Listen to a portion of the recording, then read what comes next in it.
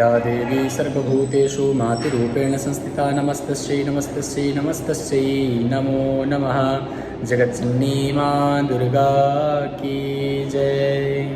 पावन नवरात्रि की आप सभी को ढेर ढेर सारी शुभकामनाएं, बहुत बहुत बधाई।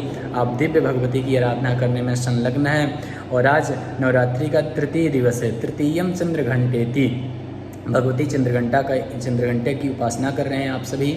देखिए, माता की उपासना कर रहे हैं, भगवान शिव की उपासना कर रहे हैं, नारायण की उपासना कर रहे हैं। उनकी उपासना में, उनकी पूजना में तीन जो बातें हैं बड़ी विशेष हैं, वह हम आप सबके उपस्थित हुए हैं आप सबके सामने उन जानकारियों को लेकर। इसलिए इस वीडियो को अंत तक देखिएगा। तीन जानकारी हम आपको इस वीडियो के माध्यम से बता रहे हैं, उनको श्रवण करिएगा।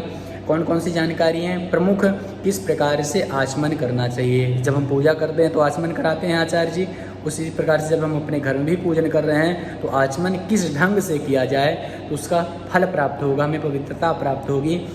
इसलिए वीडियो को अंत तक देखिएगा कि हमें आचमन करने का सही तरीका जानकारी प्राप्त हो जाएगी।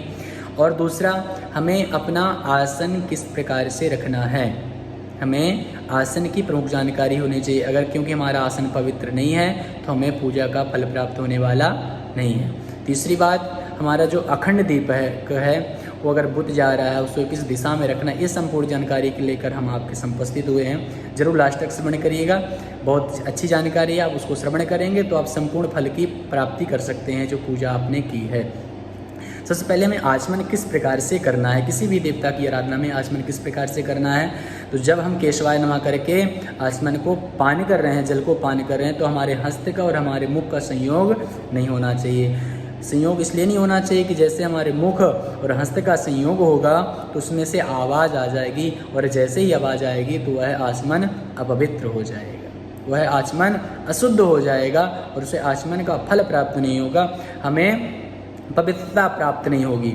और जैसे कुछ लोग करते हैं ना कि आचमन के लिए जल तो लिए हाथ में परंतु मुख तक ले गए और नीचे गिरा दिए, ऐसा नहीं है भाई। आचमन तो करना ही है, आचमन को लेना है और दूर से ही केशवाय नमः करके मुख में डाल लेना है। उससे हमारे हृदय की जो पवित्रता, हृदय में अशुद्धियाँ हैं, जो शरीर के अंदर जो अशुद्धियाँ हैं वह दूर हो जाती हैं। तो हमें आचमन का विशेष ध्यान देना है कि मुख और हस्त का संयोग नहीं होना चाहिए।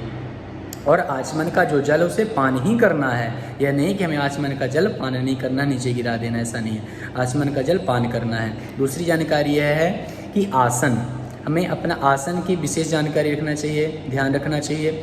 जो हमारा आसन हो पवित्र जगह में होना चाहिए, आसन हो हमारा पवित्र होना चाहिए। जो आसन के जो मुख है तो वो तो पूर्व की तरफ हो गया, परंतु जो ग्रंथियाँ लगी होती हैं वह उत्तर और दक्षिण की ओर होनी चाहिए।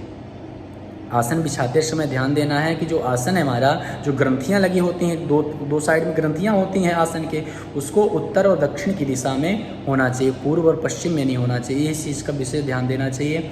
और जब हमारी पूजा विश्राम हो जाए, समाप्त हो जाए, तो हमें आसन के नीचे 3 बार जल छोड़कर इंद्राय नमः, शक्राय नमः, शतक्रतवे नमः कह के मस्तक, आँख में और मस्तक में लगाना है। इसके करने से हमें पूजा की फल की प्राप्ति होती है। अगर हम ऐसा नहीं करते हैं तो हमारा जो पुण्य है, जो हमारा पूजन का फल है, वह इंद्र चुरा कर ले जाता है। और तीसरी बात कि हमें जो हम दीपक जलाते हैं 9 दिन नवरात्रा में या किसी भी देवता की पूजन में दीपक जलाते हैं, बिना दीपक जलाए हुए पूजन कार्य नहीं करना चाहिए। प्रतिदिन के कार्य के लिए भी आप दीपक जला लें, इसके बाद ही पूजा प्रारंभ करें।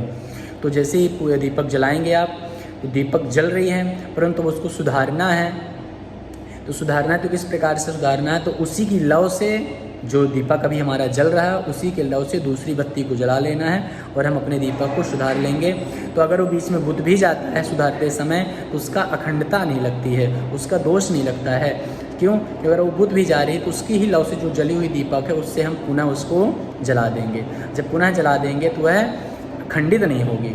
अब दीपक को रखना कहाँ है, सबसे महत्वपूर्ण विषय जानकारी है कि दीपक को किस प्रकार रखना है, कहाँ पे रखना है। तो हमें घी का जो दीपक है वह पूर्व और उत्तर के कोने में, जो ईशान कोण है, वहाँ पर दीपक रखना है, अखंड दीप रखना है। ये 3 जानकारियाँ हैं जो हमारे पूजन को सफल करेंगी। इसलिए आप इस जानकारी को श्रवण किए हैं, इसको मनन करें और अपने पूजन कार्य में उतारें और अधिक से अधिक इस जानकारी को जाने, क्योंकि व्यक्ति तो पूजा सब कर रहे हैं परंतु उसका फल की प्राप्ति नहीं हो रही है। कहते हैं ना कि भगवती कहती हैं कि यम यम चिंतते कामम तम तम प्राप्नोति निश्चितम। भाई सप्तशती में लिखा हुआ है कि जो जो कामना से हम पूजा करते हैं उसकी प्राप्ति होती है हमें, परंतु प्राप्ति नहीं हो रही है। तो प्राप्ति ना होने के यही 3 प्रमुख कारण हैं। तो हमें अपना आचमन शुद्ध करना है, आसन शुद्ध करना है और दीपक को यथावत स्थान रखना है, ईशान कोण में ही रखना है।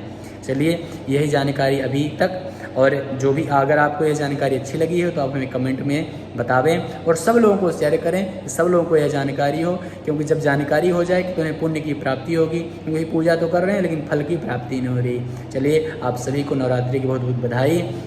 अगले वीडियो में कुछ और ऐसे रोचक जानकारियाँ लेके आप सामने उपस्थित होंगे और हमारे इस वीडियो को शेयर करें। जय माता दी, जय श्री राम।